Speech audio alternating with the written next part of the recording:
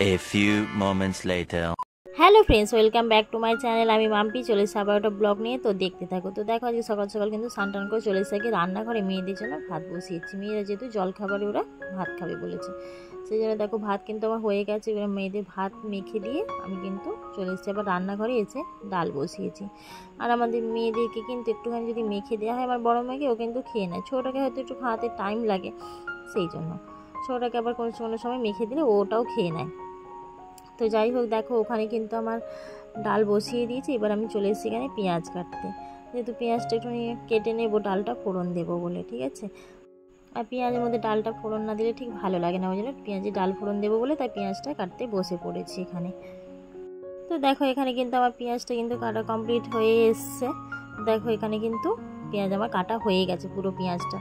তো যাই হোক, দেখো রান্না কিন্তু কমপ্লিট করে আজকে কিন্তু রান্নাঘর পুরো পরিষ্কার করে এবার চলে যাবো ঘরগুলো একটু ঝাঁট দেবো, ঠিক আছে। আর আমি তো তোমাদেরকে আগেও বলেছি আমার রান্না করে ঘরগুলো কিন্তু ঝাঁট দিতে হয়, না ঝাঁট দিলে ভালো লাগে না।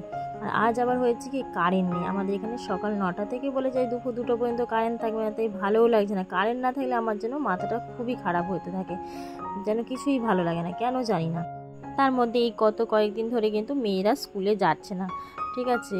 যেহেতু ছোটো মেয়ে স্কুলে যাচ্ছে না, এই কারণে ওর যেহেতু পরীক্ষা হয়ে যাওয়ার পরে কতদিনের ছুটি ছিল, সেই জন্য তারপর ওদের স্কুলে আবার নতুন নতুন সব ছেলে মেয়ে ভর্তি হবে, তাদের পরীক্ষা চলছিল, সেই জন্য ও স্কুলে যায়নি। তারপর টিচার্স ডে গেছে, সেই জন্য ও আর গেল না, বলে আমার একবার আমি সোমবার থেকে স্কুলে, এবার বাড়িতেও আছে ওরা, তাই পরিয়ে নিয়ে তারপর রান্না করে তারপর ঘরগুলো একটু ঝাঁট দিতে এসেছি আর কি। তো ঘরগুলো ঝাঁট দেওয়া হয়ে গেছে। এবার দেখো আমি উঠোনে যে পাতা পড়ছে সেগুলো একটু ঝাঁট দিয়ে নিচ্ছি। তো আমার কিন্তু ঘর না ঝাঁটলে, আমি তো আগেই বলেছি, ভালো লাগে না, তার কারণ ওই যে বালি থাকে ওই জন্য। তো যাই হোক, দেখো এখানে কিন্তু ঘরটা ঝাঁট দেওয়া কমপ্লিট হয়ে গেছে, আর এদিকে উঠোনটাও ঝাঁট দেওয়া হয়ে গেছে। এবার আমি জামা কাপড় কিছু কাচাকাচি করেছিলাম, সেগুলো একটুখানি উল্টে নেব, কারণ হচ্ছে রোদ সেরকম খুব একটা নেই, তো ভিজে ভিজে আছে, একটু উল্টে না দিলে সেগুলো ভালো করে শুকাবে না, ঠিক আছে। আর বর্ষাকালের দিনে তো বুঝতেই পারছি, একটুখানি উল্টে জামা কাপড় না মেললে কিন্তু বিচ্ছিরি একটা গন্ধ আসে, ঠিক আছে। তো ওই জন্য একটুখানি জামা কাপড়গুলো সব একটু উল্টে দিয়েছি, ঠিক আছে। তো মায়ের যেহেতু ওই শাড়িটা কেচেছে, সেটাকে একটু ভালো করে রোদ না খাওয়ালে হবে না, সেই জন্য ভালো করে সবগুলো উল্টে নিলাম। তো আমার কিন্তু এমনি সব কাজ পুরো কমপ্লিট হয়ে গেছে। আজকে কারেন্ট নেই বলে আর এনার্জি লাগছে না কোনো কাজেই কিন্তু। তো যাই হোক, দুপুরে খাওয়া দাওয়া কমপ্লিট করে চলে এসেছি এবার রান্নাঘরে। দেখো আবার চা করতে, বিকেলবেলা চা করাও কিন্তু কমপ্লিট হয়ে গিয়ে এবার মেয়ের নাচে ক্লাস, আর যে শনিবার, তাই কিন্তু আজকে নাচে ক্লাসে চলে এসেছি। তো দেখো এখানে কিন্তু নাচ শেখানো কমপ্লিট হয়ে এসছে, আর নাচে ক্লাসে কিন্তু প্রতি শনিবারই হয়। তো দেখো নাচ শেখানো এখানে হয়ে গেছে, আর বৃষ্টি পড়ছে 2-1 ফোঁটা করে। তো রাস্তাতেও প্রচণ্ড পরিমাণে জলও জমে গেছে, যেহেতু বিকেলবেলা অল্প করে বৃষ্টি হয়েছে বলে তো রাস্তাতে আবার জল জমে গেছে। তো দেখো এবারে কিন্তু আমরা বাড়ির দিকে যাচ্ছি, ঠিক আছে।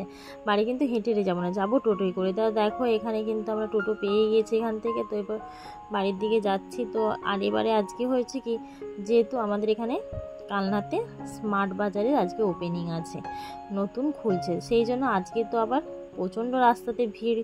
হ্যাঁ, এদিকটা হয়তো ফাঁকা, কিন্তু যেদিকে এখানে হচ্ছে স্মার্ট বাজারটা, সেখানে কিন্তু প্রচণ্ড ভিড়। আসার সময় খুবই কষ্ট হয়েছে আসার সময়, এই কারণে যেহেতু টোটোয় করে আসলাম ঠিকই, কিন্তু দেরি হচ্ছিল, কারণ টোটো রাস্তায় এই কারণেই দাঁড়িয়ে যাচ্ছিল এত ভিড়ের জন্য, ঠিক আছে। আজকে যেহেতু বললাম না স্মার্ট বাজারে যে ওপেনিং হয়েছে, দেখো প্রচণ্ড ভিড়। দেখো স্মার্ট বাজারের যে সামনেটাতে এখানে প্রচুর লোকজন, তাও তো আমি জুম করে ভিডিওটা করতে পারিনি, কারণ টোটোতে ছিলাম তো, তাই সেই জন্য এত লাইন পড়ে গেছে, তো ওই জন্য জুম করে ভিডিওটা করা হয়নি। তো যাই হোক, তারপর আবার চলে আসলাম যে বিশালের সামনে দিয়ে কিন্তু আমার বাড়ি যেতে হবে। এটাও কিন্তু একটা শপিং মল, এখানে কিন্তু অতটা ভিড় ছিল না আজকে। তো যাই হোক, তারপর বাড়ি চলে এসে কিন্তু রান্না কমপ্লিট করে আবার দেখো আমি বিছানা ঝাড়তে শুরু করে দিয়েছি, কারণ রাতে খাওয়া দাওয়া কিন্তু এখনও হয়নি, হবে আর কি। তো তার আগে আমি কিন্তু বিছানাটা ঝেড়ে নিলাম, 2টো ঘরে বিছানা, তো আমার খাওয়া দাওয়ার আগে কিন্তু বিছানাটা ঝাড়তে হয়। তো দেখো এখানে ভালো করে চাদরটা একটু পেতে নেব, কারণ এটা এই কারণে তুললাম, এখন তুলে ভালো করে একটু টান টান করে পাতবো বলে, সেই জন্য আমি চাদরটা তুলে নিয়েছি। তো দেখো ভালো করে পুরো চাদরটাকে কিন্তু আমি টান টান করে বিছিয়ে আবার উপরে কিন্তু ঝেড়ে দিচ্ছি। তো টান টান করে বিছানায় চাদর পারলে কিন্তু সত্যি খুবই ভালো লাগে, শুতে তো বিশেষ করে খুবই ভালো লাগে।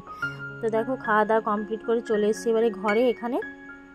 ঘরে এসে দেখি মেয়ে কিন্তু শুয়ে পড়েছে আর কি। তো তো ও দেখো ঢাকা ঢুকিয়ে নিয়ে শুয়ে পড়ছে। আর আমি আর মা কিন্তু খাওয়া দাওয়ার পরেও কিছুক্ষণ ধরে কথা বলছিলাম, কারণ আমাদের তো খাওয়া দাওয়ার পরেও যত গল্প থাকে মানে শাশুড়ি বৌমা, সেই জন্য কিন্তু দুজনে এখন কথা বলেই যাচ্ছিলাম। আর আমি যেহেতু ভিডিও করছি সেটা কিন্তু মা বুঝতে পারছে, তাই বলছে তুমি ভিডিও করছো। তো যাই হোক, ভিডিওটা যদি ভালো লাগে লাইক কমেন্ট করে দিও।